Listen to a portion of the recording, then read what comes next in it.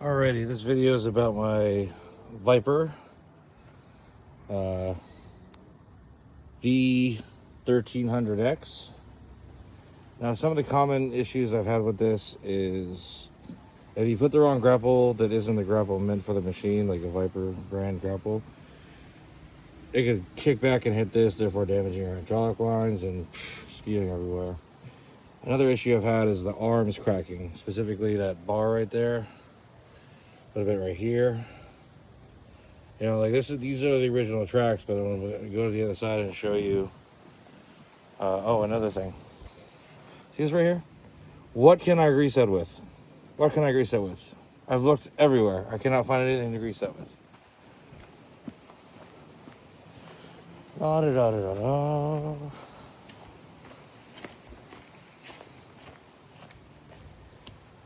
This part right here. Okay, it's called an idler wheel. And I've had to replace one on each side in the year that I've had it. And on a rental machine that I rented that was also VIPER, I had to replace it while using it. And now it's a simple fix, but why these suck so bad is because they don't come to where they could be greased. There are bearings in there, and you can't grease them. So they just fucking go kaput. And then you have like these other smaller idler wheels, and you got like 4 of them. They go out too. Right? And then another thing is, like, I had this thing, and within the first 4 months, this thing started leaking hydraulic fluid, and then I go ahead and I ask them, like, doesn't it come sealed? And they tell me, no, it doesn't come sealed. So I'm just going to go and tell you, you still have a warranty on your VIPER. Go ahead and utilize and try to get, like, every possible part you can, because when it's not under warranty, you are screwed. Because, like, this piece right here takes weeks, almost a month to get. So if it goes out and you don't have an additional one, you are fucked. You cannot use this machine. Another issue I've had, this guy. Right here, of course it's locked when it's not in operation. There are bolts that hold and pull the hydraulic lines, or allows you to control the hydraulics of the machine. I've had one come out, like right here. Luckily they have a spare on the other side. If you take this apart, which you don't really feel like doing, there's a spare in there you can take out and put where the other one came out or is missing. Because like I went to like go control that, it's like it just like gave out on me. Another thing that blows about these is like, don't even fuck with the parking brake. Because there's been time I remember I utilized it when you know, like I would turn it on and then like shut off the machine, but I found out that like actually the parking brake engages when the machine is off. As you can see right here, parking brake engaged for the most part, but you cannot get it. And then the throttle sucks.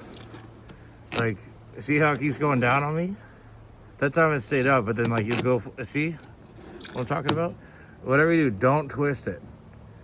All right, I'm gonna have to get a new throttle here. See what I mean? Like, I'll be trying to operate it and that keeps happening. So I gotta replace that soon. What else? Probably the biggest, most expensive thing about these is the arms. So, or the front attach plate, which is the plate that connects it to the grapple. You don't want to overload it. So like if there's a log that like is making the grapple like go down, right?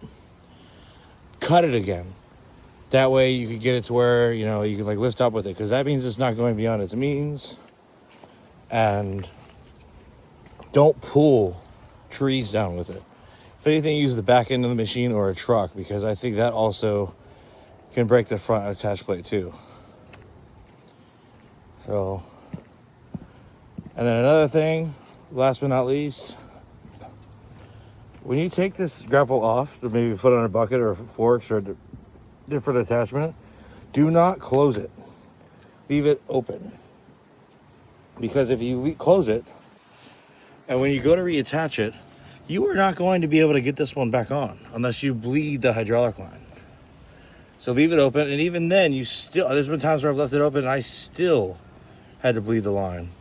But you know, then again, I had a 20-year-old try it and he got it right back on. But and when you do have them off, you want to like clean them constantly, because if dirt and shit gets in there, that's not good. And then like there are O-rings and stuff in there that will like malfunction and cause it to leak as it's hooked up. which you don't want.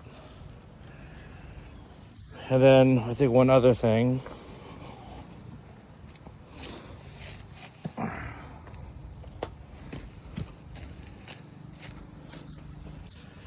This is the one for the grapple, forward and back.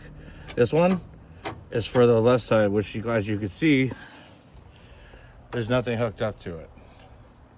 But if you're running the machine and this gets stuck like that, which as you can see, you can fairly easily do that, it'll bog down the machine, which is bad for the engine and probably bad for the hydraulic pump too. But if you're wondering while you're running it, why it's like acting funny, check to see if this is activated first, you know? And then last but not least, again, this is the emergency stop button. If that is pressed in, it'll try to start, but it won't. And then you'll be asking yourself like, oh, what's wrong with it? What's wrong with it? What did I do? Just double check, you know, that it's out. Because it does definitely work.